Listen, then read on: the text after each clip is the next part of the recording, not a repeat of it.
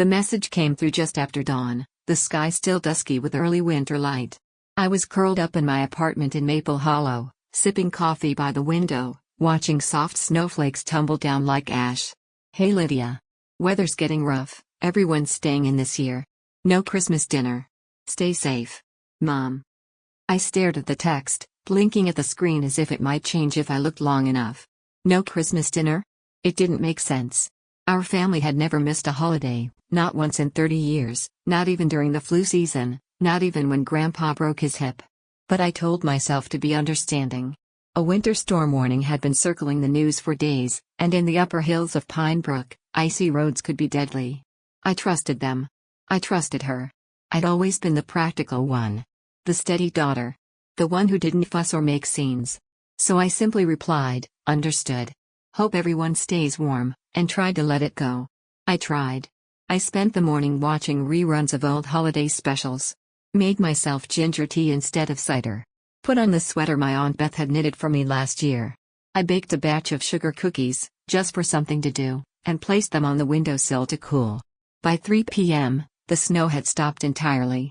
The sky was a pale blue sheet, the roads below clear and glistening. No ice. No storm. Just stillness. That's when I opened Instagram. I didn't mean to look. I didn't go searching. I was just scrolling, trying to distract myself. Then I saw it. So blessed to have this time with the people who matter most.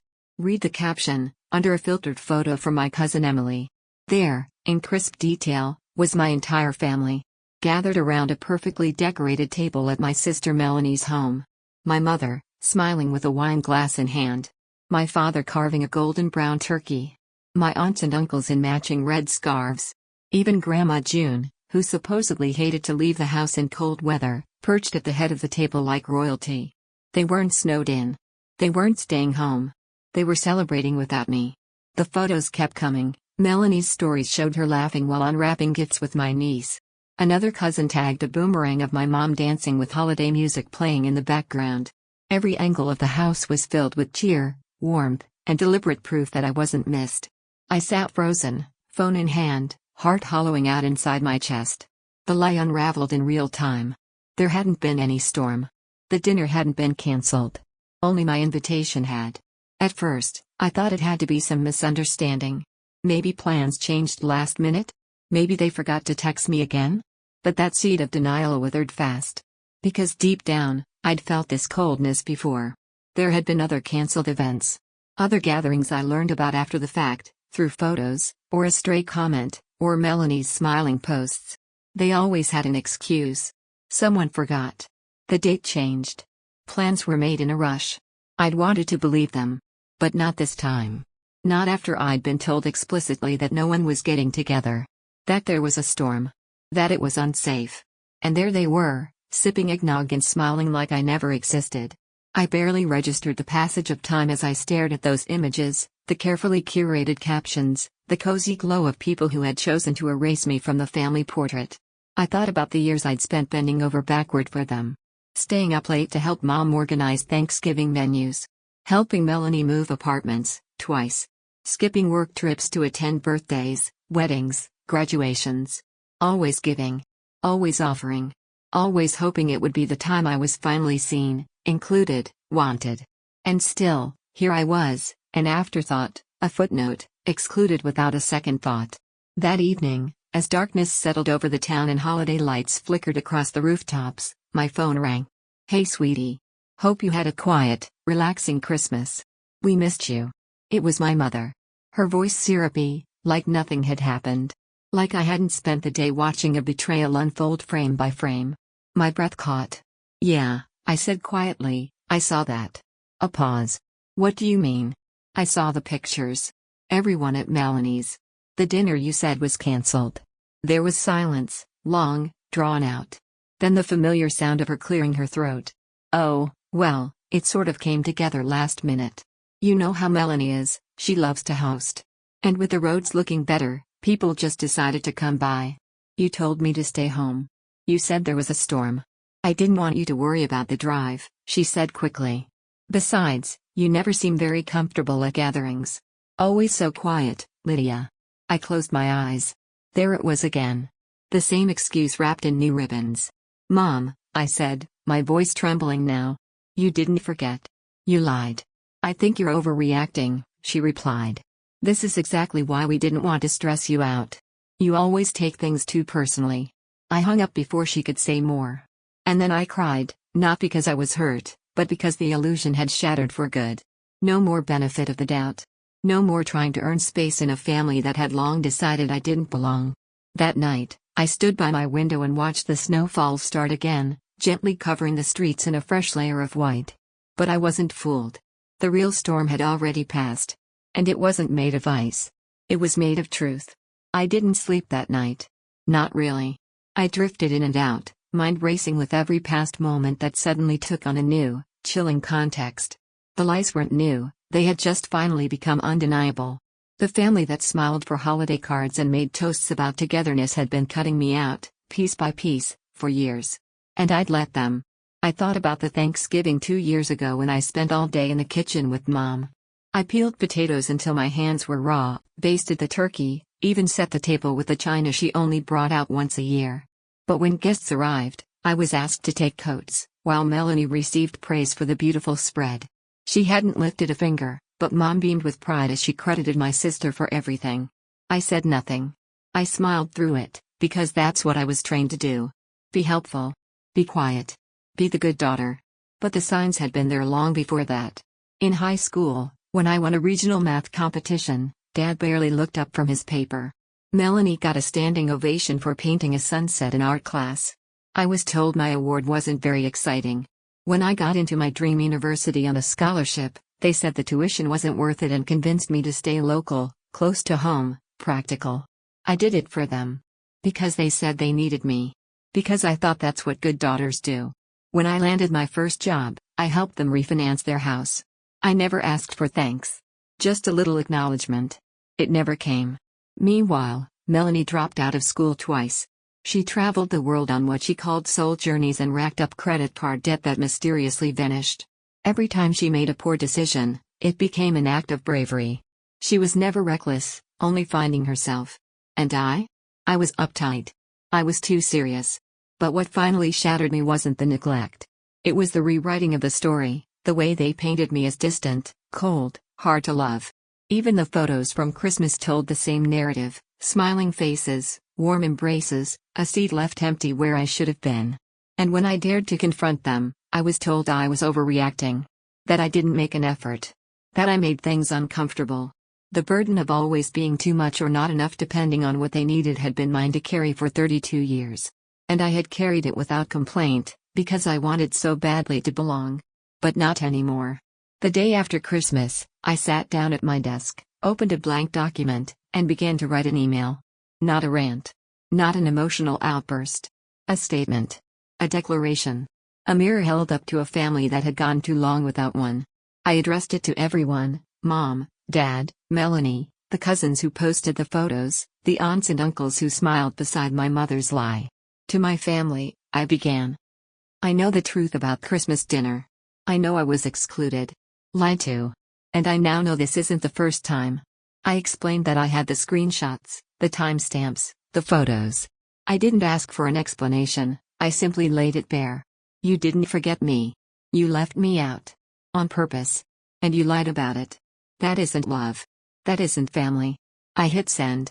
The replies started almost immediately. My Aunt Clara said she didn't realize I hadn't been invited. My uncle dismissed it as a misunderstanding. My cousin Josh deleted his post altogether and sent a message saying I was making drama. And Melanie? Melanie's response was a masterclass in manipulation. Lydia, I'm sorry you feel left out. But the energy you bring to family events isn't always easy. I just wanted one peaceful Christmas. Is that so wrong? She even tried to turn it into an act of kindness. I thought I was doing you a favor by not putting you in a situation you clearly don't enjoy. It was the same narrative. The same twisted logic that turned their cruelty into my character flaw. But it was my mother's call that truly broke the last piece of me. She didn't apologize. She didn't ask how I was. Lydia, I just wish you could let things go. You always dwell on the negatives. We love you, but you make it so difficult sometimes. Melanie just wanted everything to be nice. Nice. Neat. Perfect. And I was the imperfection they didn't want in the family photo. I hung up. I didn't shout. I didn't cry. I just sat there, my heart a quiet, burning coal in my chest. That's when I opened a new notebook and wrote 3 words on the first page. No more lies. I didn't know exactly what that meant yet. But I knew something had to change.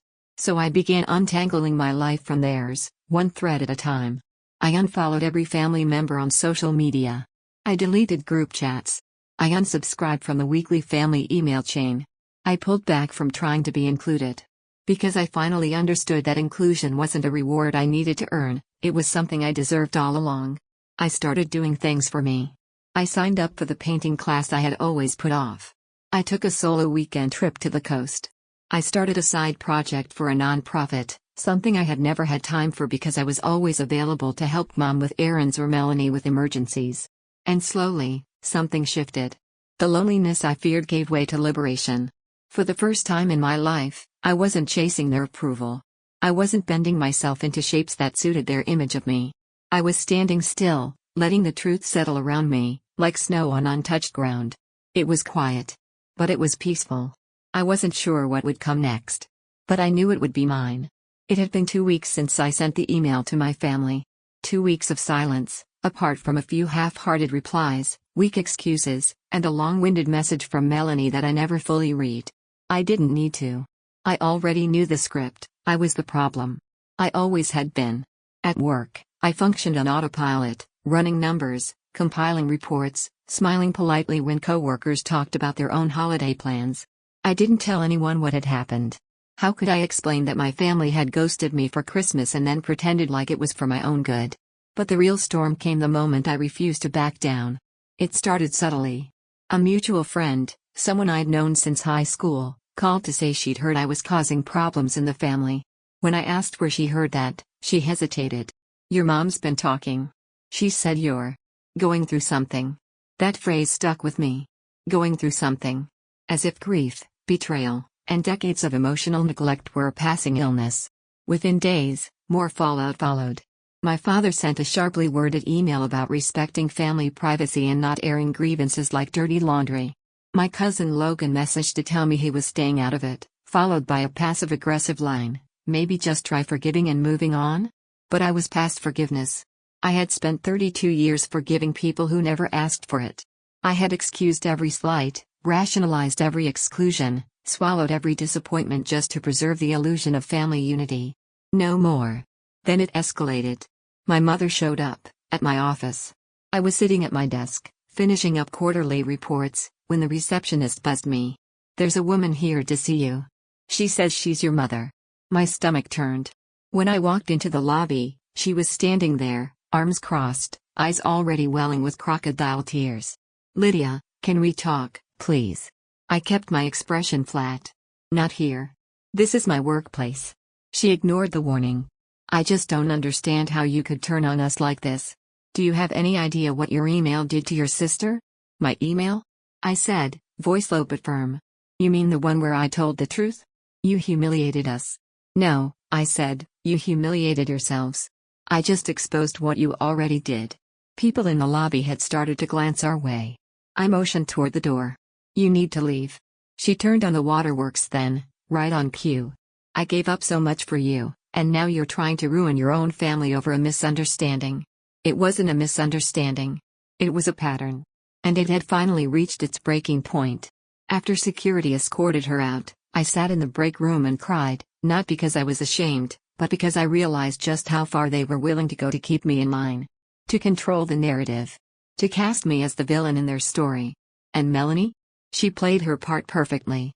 Within hours, her social media was filled with cryptic quotes about toxic people, choosing peace, and learning to let go of negativity, even if it's family.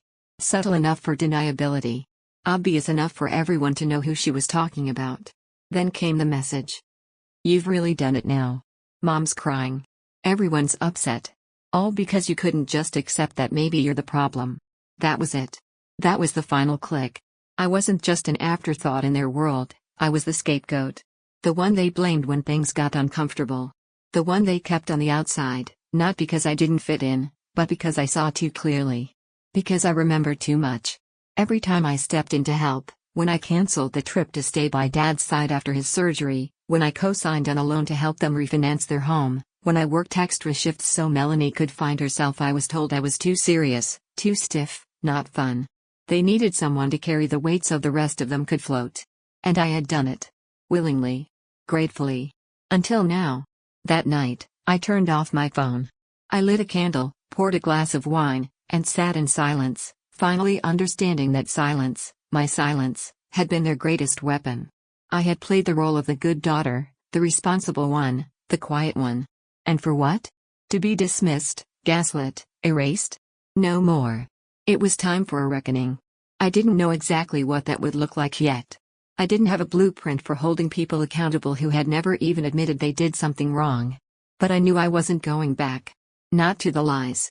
Not to the role they'd written for me. Not to the cold seat at the end of the table, waiting for scraps of love while they praised Melanie for existing. I was done being the supporting character in someone else's fairy tale. They could call me difficult, cold, dramatic, unreasonable. But at least now, they had to call me something, because I had stopped being invisible. And that, in itself, was power. I didn't need their love if it came with conditions. What I needed now was the truth. And it was already starting to surface. The next day, I received a message that would change everything. It was from Elaine, an old family friend. She had worked with my parents for years, managed their books, helped them with estate planning, and had been close with my late grandfather, who I adored. Lydia, she wrote. I saw what's been happening. And I think it's time we talk. There's something I've kept quiet for too long. Something about your grandfather. About money. And about Melanie. I stared at the screen, heart pounding. I didn't know what Elaine was going to say. But I knew it was going to break everything wide open. The cafe Elaine chose was quiet and old-fashioned, tucked behind a bookstore at the edge of downtown. I hadn't seen her in nearly a decade, not since she stopped managing my family's finances and moved into semi-retirement. She was one of those people who carried the air of someone who'd seen too much, and learned when to speak and when to stay silent. That day, she was ready to speak. She slid a manila envelope across the table between us, her hands trembling ever so slightly. Her coffee sat untouched. I should have come to you years ago, she said, barely above a whisper. But your father swore me to secrecy. He said it was a family matter. And back then, I believed him. I didn't say anything. I was too focused on the envelope. Too afraid to open it. There's something you need to know, Elaine continued. Your grandfather didn't just leave behind memories and holiday stories. He left a legacy. One meant for you. I finally opened the envelope and began reading. Inside were financial documents, bank statements, trust agreements, property records, all stamped, notarized, official. Cold paper that carried the heat of betrayal. As I flipped through them, the truth hit like a punch to the ribs. My grandfather had left me an inheritance. Not just a token amount. Not a small sum for just in case. Over $250,000, specifically designated for my education, housing, and future investments. It had been locked in a trust, with my father named as the trustee. I was supposed to gain full access at age 25. I was now 32. And I had never seen a single dollar. It gets worse, Elaine said quietly. He also left 2 properties, one in your name, one in Melanie's. They were supposed to be split equally after a certain maturity date. But your parents sold both. Under your name. Using a power of attorney you signed when you were 18. My stomach turned. I remembered the form. Just a precaution, my mother had said at the time. In case of a medical emergency. I hadn't even read it. But why? I asked, my voice hoarse. Elaine hesitated. Then, to fund Melanie's businesses. Her wellness studio. Her retreats in Costa Rica and Bali. The investments in that yoga resort that never opened. I felt dizzy. I had spent my 20s working overtime to put myself through night school. I'd skipped vacations, declined offers to move to bigger cities, and even dipped into my savings to help my parents with their mortgage. All while my own inheritance was being drained to prop up Melanie's failures they dressed up as growth and freedom and entrepreneurship.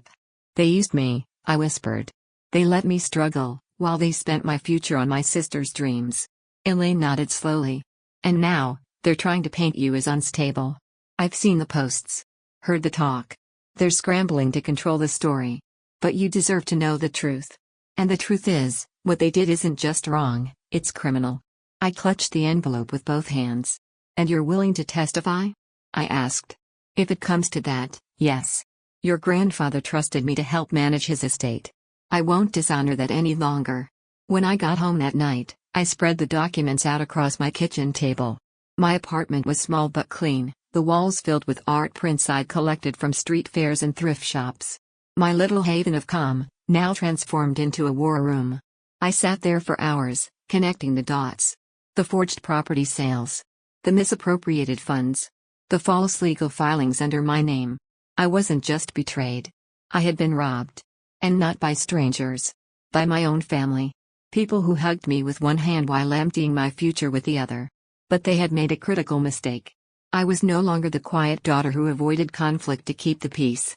I was a forensic accountant with 10 years of experience tracking corporate fraud. And now, I was turning those skills inward. Over the next week, I meticulously built a case. I traced every transaction. Logged every unauthorized withdrawal. Created a color-coded timeline of trust violations and asset transfers. I contacted Sarah Whitmore, a legal advisor I knew from a previous job. She specialized in estate disputes and white-collar crime. Her verdict was swift. This is an airtight case, she said after reviewing the files. They committed multiple offenses: embezzlement, misuse of power of attorney, and financial exploitation. She offered to file immediately. Criminal charges, civil lawsuits, whatever I wanted to pursue. But I paused. Not because I doubted the facts. But because I still had a sliver of hope, perhaps misplaced, that maybe they'd face what they'd done. Maybe, once confronted, they'd choose the honorable path. So I gave them a choice. I scheduled a meeting. At my apartment. 1 week later. I told them I wanted to resolve family matters face to face. They arrived with smug smiles and condescending body language, no doubt expecting an apology or a breakdown. My mother wore pearls and perfume.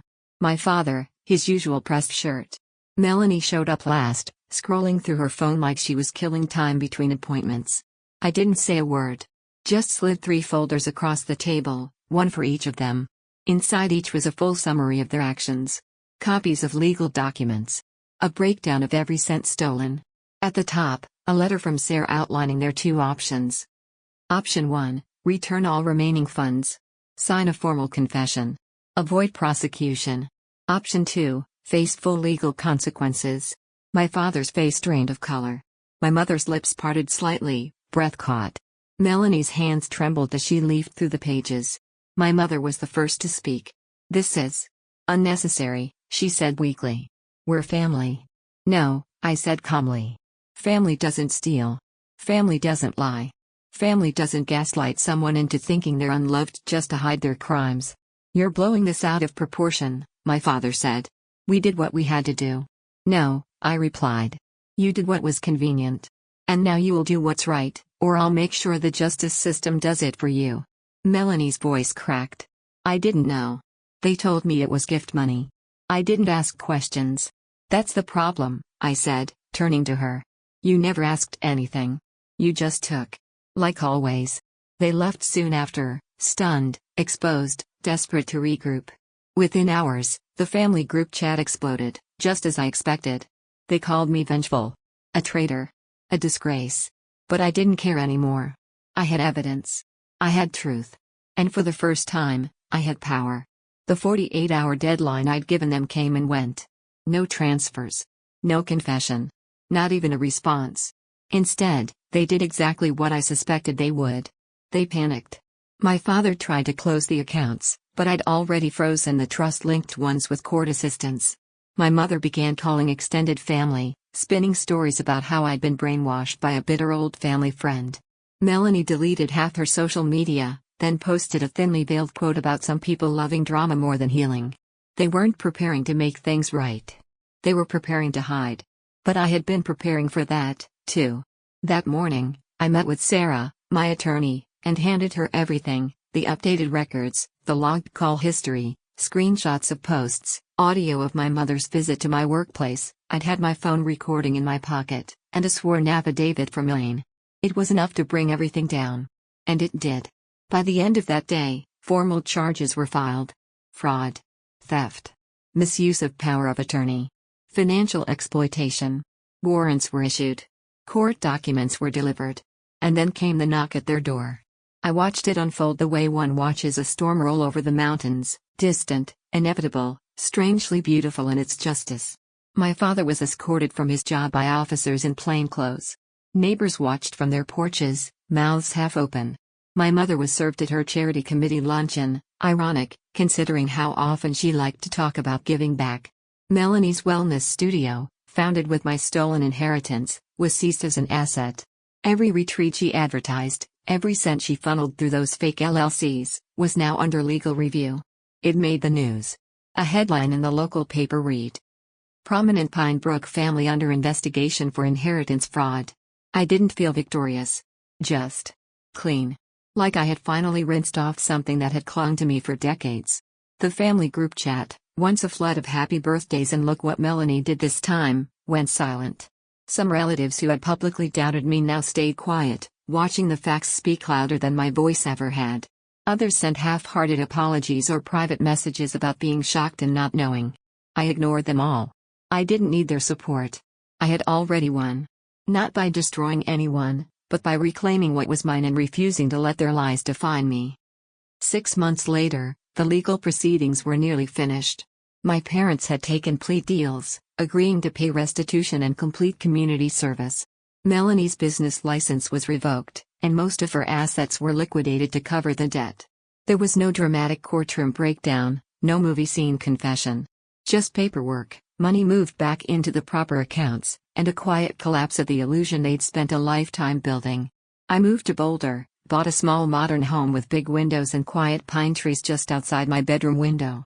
It was the first place I ever lived that felt like it belonged to me. No hand-me-down furniture. No second-guessing design choices to match the family style. No need for permission. I started a consulting business on the side, helping small businesses secure their finances and protect themselves from fraud. Irony didn't escape me. I had spent years protecting others, yet I hadn't known I needed to protect myself. But I knew now. And I would never forget it again. One quiet afternoon, as a light spring breeze floated in through the screen door, I got a letter. From Elaine. Inside was a photo album. The cover was worn leather, the corners creased from age. On the first page was a picture of me and my grandfather, sitting on the dock behind his cabin. I must have been 6 or 7. He had his fishing rod out, and I was leaning into him, laughing about something long forgotten. Tucked inside was a small note in Elaine's neat handwriting. He always knew you were the strong one, Lydia. He knew they favored Melanie. He once told me, she'll have to fight harder, but she'll build something bigger because of it. I ran my fingers over the photo, tears slipping down my cheeks. He'd seen me. Long before I knew I needed to be seen. And even in death, he'd tried to protect me, with money, yes, but also with belief. It just took time for that seed to bloom. Now, a year later, I no longer tell people I'm estranged from my family. I tell them the truth. That I was raised in a system built on favoritism and manipulation. That I survived it. That I stepped away to build a life rooted in honesty, peace, and freedom. And most days, that truth is enough. I have friends who feel like chosen siblings. A dog named Jasper who greets me at the door with joy every night. Clients who appreciate my clarity and integrity. And a version of myself that I never thought I'd meet, someone confident, calm, and untethered to the need for anyone's approval. Sometimes, people ask if I regret going public. If I regret pressing charges against my own parents. And I say no. Because the moment they chose deception over love, manipulation over truth, they stopped being my family in anything but name. They lit the fire. I just refused to be burned by it. Instead, I forged something new in its heat. A home. A future. A self I could believe in. So no, I don't regret it. Because sometimes, the best inheritance isn't money or property. It's the strength to say, you don't get to write my story anymore. And then, to pick up the pen. And begin again.